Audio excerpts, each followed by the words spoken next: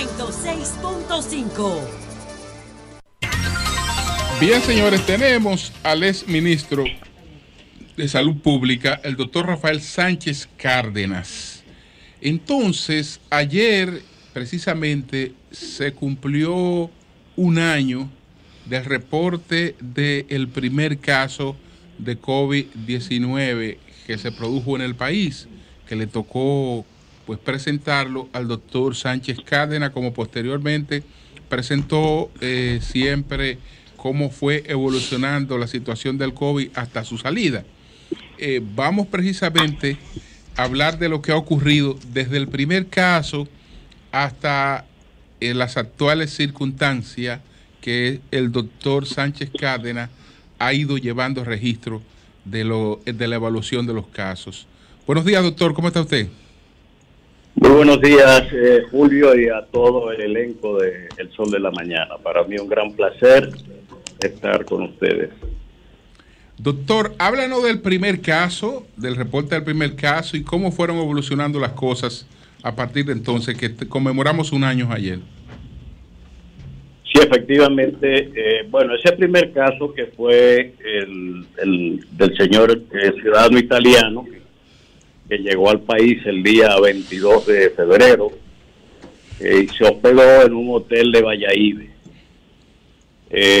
Ante las denuncias que recibió la dirección provincial y las alertas que ya veníamos tomando, pues se procedió a intervenir en el hotel, identificar el caso y se hizo el traslado en las condiciones iniciales, como ustedes imaginarán, hasta el hospital de la Fuerza Aérea Dominicana, en el cual se internó y pasó ahí casi 2 meses con una rara positividad al PCR consecutiva de más de 30 a 45 días. Ese fue el primer caso notificado en el país. Ya en ese periodo nosotros habíamos venido desde que la Organización Mundial de la Salud había hecho las advertencias del lugar, pues trabajando con OPS aquí en el país en la preparación del plan de contingencia para la enfermedad, siguiendo esos parámetros que fueron emitidos por la OMS. Y logramos el diseño del plan de contingencia con el cual enfrentamos desde el inicio esa epidemia. El día 6 de febrero nosotros emitimos la resolución 003-20 que establecía los criterios de ingreso al país en el marco del nuevo coronavirus o COVID-19, estableciendo medidas y procedimientos para seguimiento de viajeros y contactos expuestos, incluyendo el algoritmo de aplicación para los puntos de entrada y a nivel local. De modo pues que ese proceso ya lo veníamos desde diciembre, finales de diciembre, cuando China anunció la presencia de una neumonía extraña. Pues estábamos en alerta siguiendo los organismos internacionales. Ustedes deben saber que la Dirección de Epidemiología es el centro de contacto internacional para la OMS, según el Reglamento Sanitario Internacional, que es bueno que se tome en cuenta que cuando hablamos de esta pandemia, ya nosotros desde mucho antes de septiembre habíamos iniciado el proceso de evaluación externa conjunta con la OPS, en el cual se ponía en ejecución, éramos el tercer país de América que había hecho esta evaluación externa conjunta que establece la situación del país con relación a la respuesta a riesgos y desastres de esta naturaleza a partir del Reglamento Sanitario 2005, que sustituyó el del 1951, que se basaba esencialmente en afecciones de tipo médico clínico. y que el nuevo reglamento internacional pues incluía ya radiaciones, daños químicos o naturales.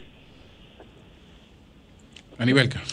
Doctor, arrancó Marilena. La particularidad de todo esto tiene mucho que ver en su caso con la novedad. O sea, estamos ante una situación donde todos éramos inexpertos. Pero, ¿cuál si se quiere fue el momento o la situación más retadora para Cárdenas, ministro, médico y ser humano? Bueno, como ministro, yo creo que el país tuvo en el pico de julio, después de las elecciones, que tuvimos los picos más altos de la pandemia, pues fue uno de los momentos más desafiantes. Ahí tuvimos 37.218 casos solo en el mes de julio, lo que significó con relación a junio un 142.5% de incremento de los casos positivos y un total de 416 muertes, que incrementó en 103.9% de junio a julio solamente. Y eso, lógicamente, como es de entenderse, la movilización social que implicó el proceso electoral, la ruptura de el distanciamiento físico, las dificultades evidentes incluso durante la campaña para la previsión del uso de la mascarilla y otras cosas más, pues lógicamente crean las condiciones para el desarrollo de este tipo de picos importantes en las epidemias. Agosto ya empezó a bajar, incluso cuando entregamos el día 16 de agosto, ya la positividad había bajado a un 31%, cerca de 36% en que estaba.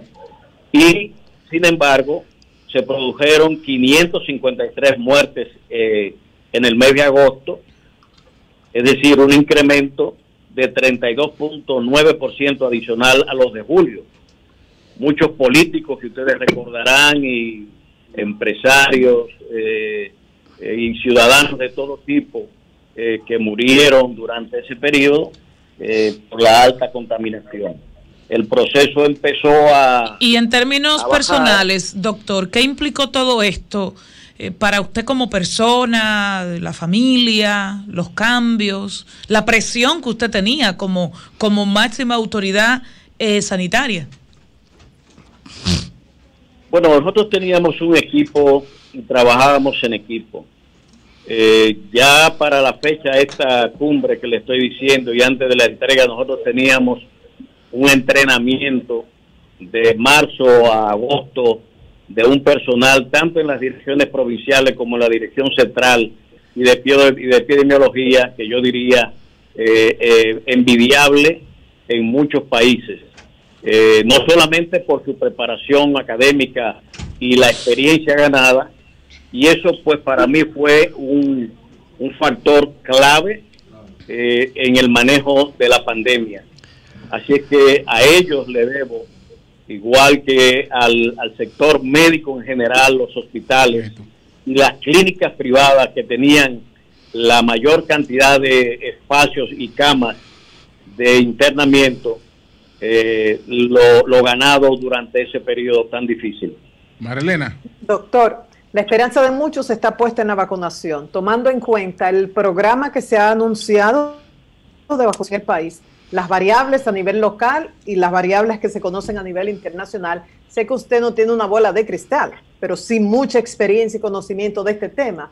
¿Cuándo usted cree que se logrará aplanar la curva? Una frase que se ha mencionado tanto en esta pandemia, y más o menos retomar cierta normalidad en todas las actividades económicas.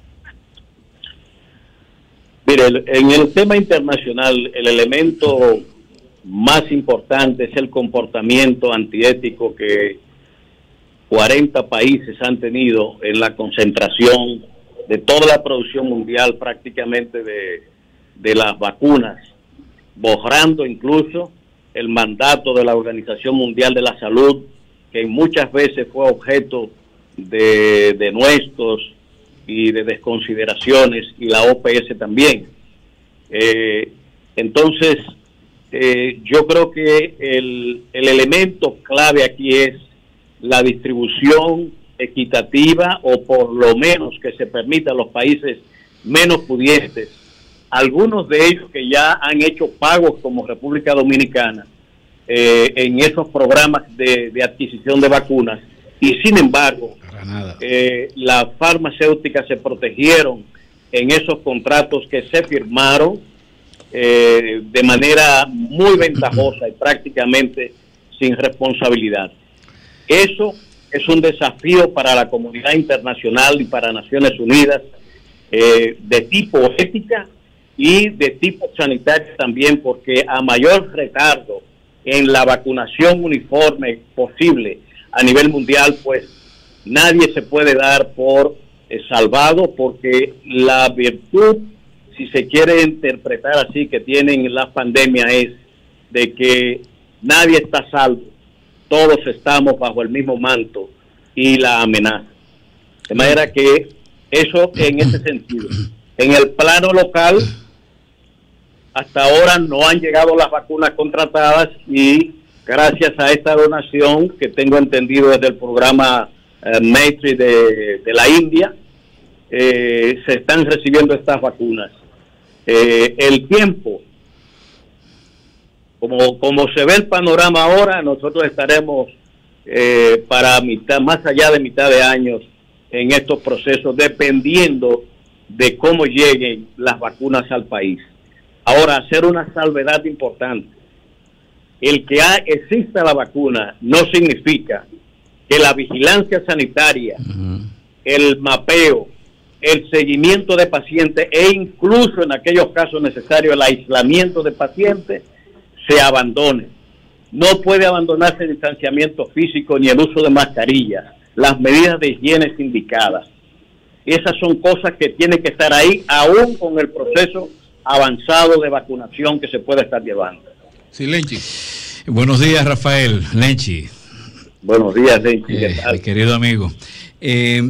Ya tenemos, bueno, te tocó 6 meses de responsabilidad en el manejo del COVID. 6 meses directo. Ya también el nuevo ministro tiene 6 meses. A mí me gustaba mucho la modalidad del ministro presentando la situación del COVID en el país. Me gustaba porque eso daba mucha confianza a la gente, a la población y a los mismos actores. Eso lo perdimos desde que entró la nueva gestión.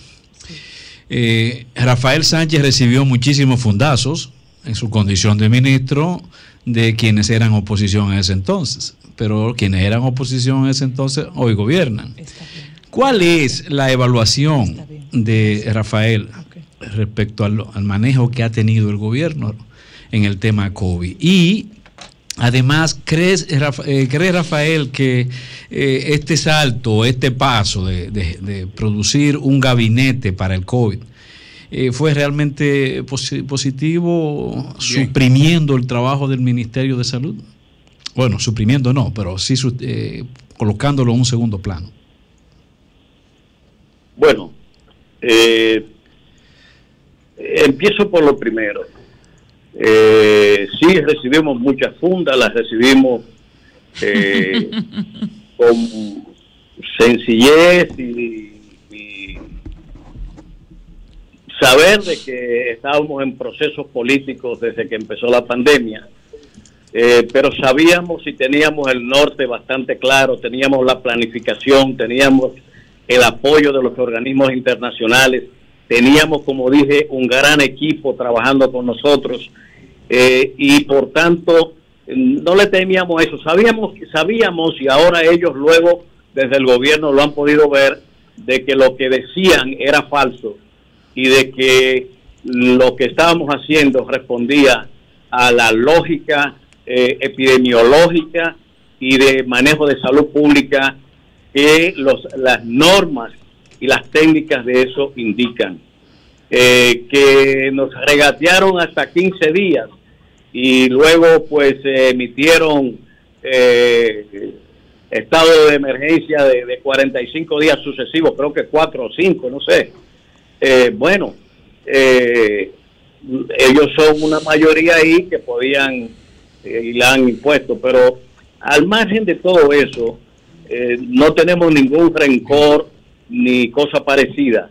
Lo que creemos es que este es un tema país que necesita la participación de todo el liderazgo nacional y que cualquier, es más, la propia experiencia actual, y eso me llevó a mí a hacer algunas denuncias, por ejemplo, sobre la mortalidad, los muertos que se estaban reportando, la falsedad que luego se vio evidenciado en que no se estaban reportando adecuadamente.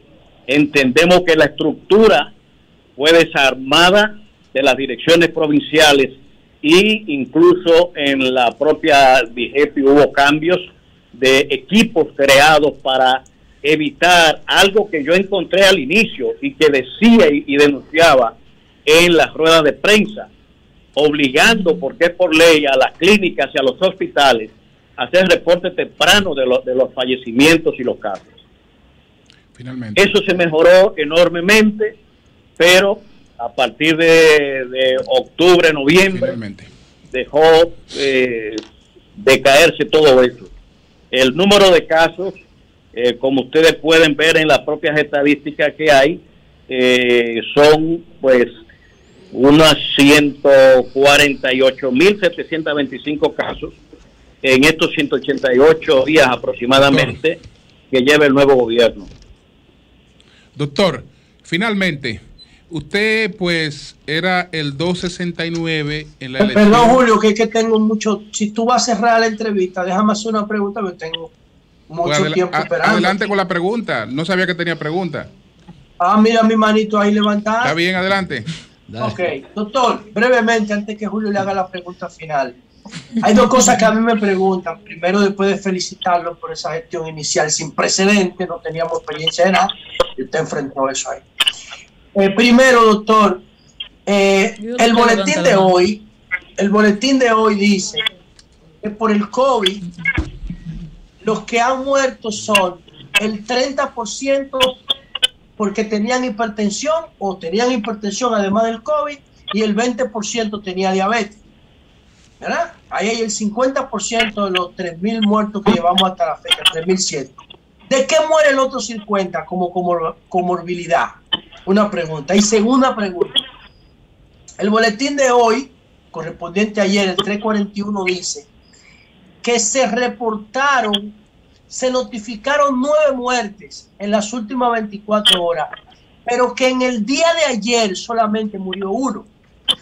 ¿A qué día nosotros podemos atribuir esas 9 muertes notificadas? Esa misma pregunta. ¿A cuál día se lo atribuimos? Y si en el día de ayer solamente se registró 1 muerte por COVID. Me gustaría que usted me respondiera esas 2 preguntas.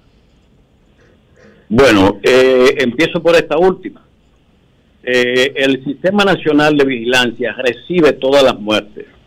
Nosotros teníamos un equipo de 5 personas en DIGEPI que hacía la discriminación de esas muertes y tenía que hacerla a partir de las 5 de la tarde, en que nosotros hacíamos el corte para preparar los 2 boletines, el boletín hospitalario y el boletín especial de COVID, en el cual estaban las estadísticas. Allí establecían quién murió de un infarto, quién murió de COVID, quién murió de materno infantil. Y esos que estaban ahí se llevan al boletín. Ese equipo, de todo eso, ese proceso, tengo entendido que al ser retirado, a partir debió ser noviembre, que es el mes que más se nota, noviembre, diciembre, enero, hasta las denuncias de que ese proceso no se estaba haciendo y reportando al boletín. Al inicio, cuando nosotros denunciábamos los retardos, había hasta 3-4 semanas de retardo. Logramos reducir eso a no más de 1 semana. De modo pues que cuando están hablando de 20 muertos y 1 hoy, yo no sé lo de hoy, pero si están diciendo que hay 24 muertos, porque ellos tienen que haber clarificado que se trata de 24 muertos de COVID. Para mí ese es el dato. No es el dato de que murió uno y no fue hoy. Por ejemplo, como a veces veo que dice él. Eso es lo que genera más confusión en la población. Y es un mal sistema desde mi punto de vista de información. Lo que hay que clarificar son los reportes que envían, porque además nosotros dejamos la planilla para el reporte hospitalario de los encamamientos, de los intubados y de los que estaban en unidades de cuidados intensivos. Si usted me dice que hay 200 intubados y sabemos que la mortalidad está sobre el 50%, entonces, ¿por qué me van a pasar un mes reportándome 1 o 2 casos cuando usted tiene 200 o 250 personas internas con intubación? Bien. Bueno, doctor. Sí, doctor, No sé entonces si había el tema otra... de los muertos, ¿de qué muere el otro 50% que no es ni diabético ni hipertenso? ¿Cuál es el diagnóstico? Son crónicos. Dentro de ellos están la obesidad mórbida, está los crónicos renales y están asma. Esos son los tres que así. O sea, por lo doctor, menos, que el virus no mata gente sana. También hay sanos. Bien. O sea, una persona que tiene, digamos, yo tengo un proceso crónico, digamos. Yo tengo un proceso crónico obesidad controlado. mórbida, diabetes. Hipertensión número 1. Y los trombos que produce el virus también matan. Doctor, Y van a subir de nuevo. La pregunta que le quería hacer, doctor, es la siguiente. Usted era el candidato al Comité Central, era el 269. Quedó, y felicitarle por eso, entre los 25 más votados. Entonces, hoy se anunció ayer la decisión que tomó la plenaria de aumentar el comité político del PLD. Usted, como nuevo miembro del Comité Central, ¿está de acuerdo con esta ampliación del comité político que ya fue aprobado? ¿La veía favorable? Sí, estoy de acuerdo.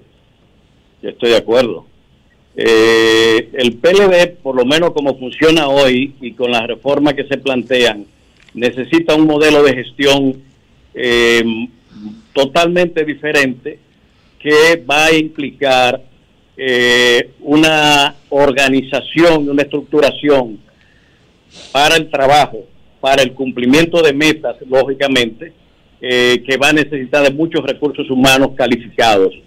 Y en la coyuntura del partido, que es bueno entender que ha salido del gobierno, que sufrió una división y que vive bajo el asedio, pues lógicamente el partido tiene que prepararse con sus mejores hombres y reducir el abandono en territorio que tenía de los organismos con fines de achicar el seguimiento, la orientación, la formación de sus miembros y militantes con fines de ser más efectivo y más cercano a la gente, que creo que en materia del servicio creo que es más, y no creo que ya pasado las decisiones del Congreso sea un desacierto decirlo.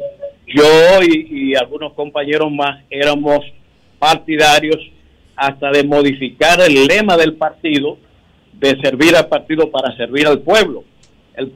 Servir al partido correspondía a la etapa de fundación y creación y desarrollo del partido, cuando don Juan inició aquella jornadas de creación en ese sentido, y el que nosotros le acompañamos.